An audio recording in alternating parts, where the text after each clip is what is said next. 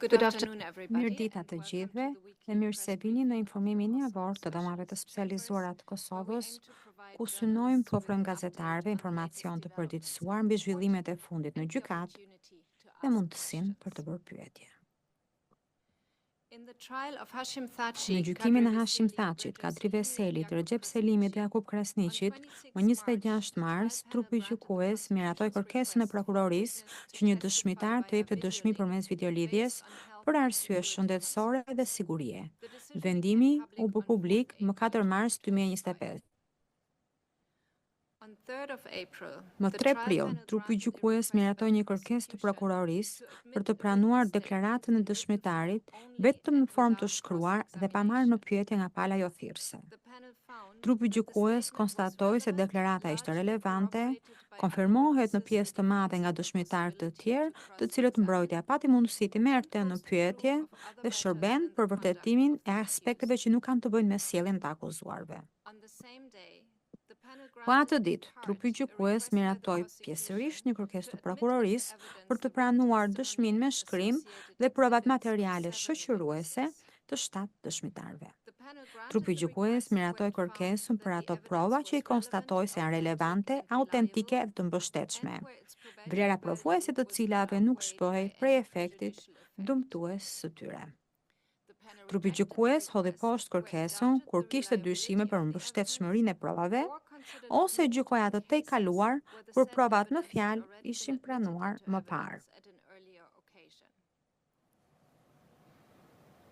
Në 4 prill, trupi gjykues miratoi pjesërisht një kërkesë të prokurorisë për të pranuar si prova disa dokumente të zonës operative të Nerodimës, që i konstatoi relevante, autentike, vlera provuese të cilave nuk zhboi për efekt dëmtues të tyre.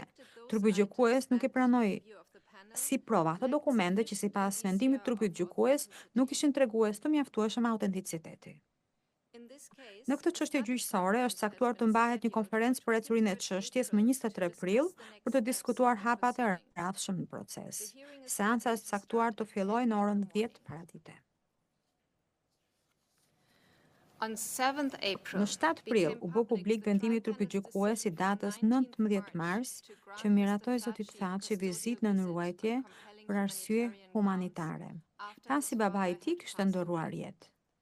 Trupi gjykues konstatoi se, duke marrë parasysh lidhjet e ngushta familjare midis të akuzuarit dhe të ndjerit, fakti që babai i zotit Thaçi ndërroi jetë përbënte arsye humanitare bindëse që përligjte lirimin e përkohshëm të zotit Thaçi për vizitë në ruajtje. Megjithatë, sipas mendimit të trupit gjykues, vizita në ruajtje gjatë varrimit dhe ceremonive përkujtimore publike do të kishte shkaktuar shqetësime të konsiderueshme për sigurinë. Trupi gjykues konstatoi se këto rreziqe do të zvogëloheshin sa duhet në qoftë se vizita kryhej pas varrimit.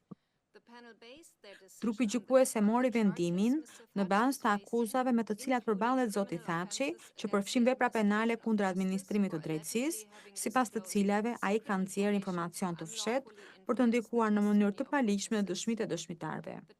Trupi gjykues shqyrtoi gjithashtu edhe nevojën për modifikimin e kushteve të paraburgimit, sepse duket se zoti Thaçi u ka dhënë vizitorëve jo të privilegjuar informacion të marrë gjatë dëshmisë së dëshmitarëve të mbrojtur.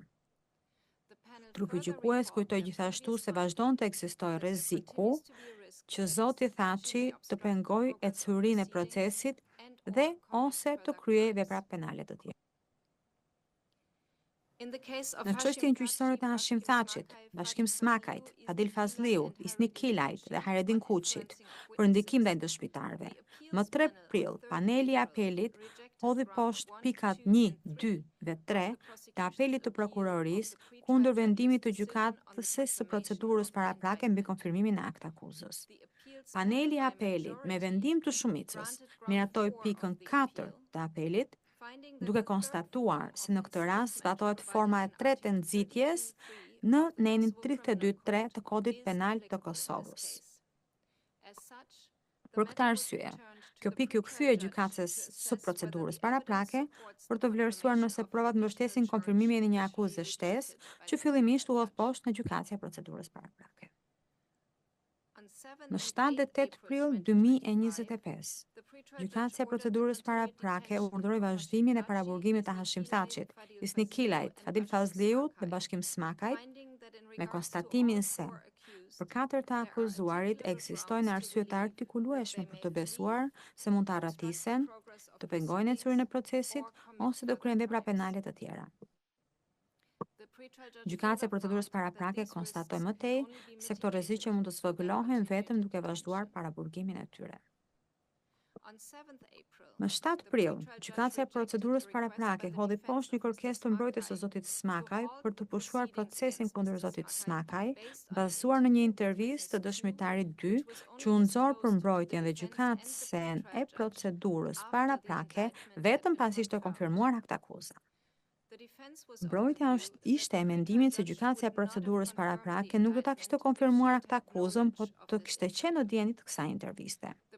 Megjithatë, gjykatësia e procedurës paraprake konstatoi se vendimi për konfirmim në lidhje me përgjegjësinë penale të zotit Smakaj u bazuan disa faktorë dhe rrjedhimisht ajo nuk u bind se dienia për intervistën do ta kishte ndryshuar vendimin e saj.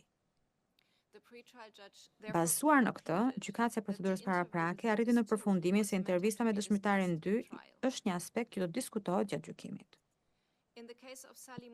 Në çështjen Salim Mustafa, më 3 prill 2025 u bë publik një vendim i gjykatësit të vetëm i shtatorit 2024 në lidhje me pagesën e çdëmtimeve. Në vendim, gjykatësi i vetëm mbajti parasysh dëshirën e një viktime pjesëmarrëse në proces për të mos marrë pagesën për çdëmtim. Duke marrë parasysh se viktimat në këtë çështje gjyqësore nuk kanë marrë ende pagesën e plotë për çdëmtim, gjykatësi i vetëm urdhëroi administratorin që shumën e refuzuar ta ndajë mes viktimave pjesëmarrëse të tjera. Megjithatë, ai theksoi se pagesat për çdëmtimin e çdo viktime përgjithsisht nuk mund të jenë më të larta se shuma e caktuar për secilën viktimë, sikurse përcaktohet në urdhrin për çdëmtim. Kaq kishim për sot, nëse ka pyetje do t'ju përgjigjem me kënaqësi.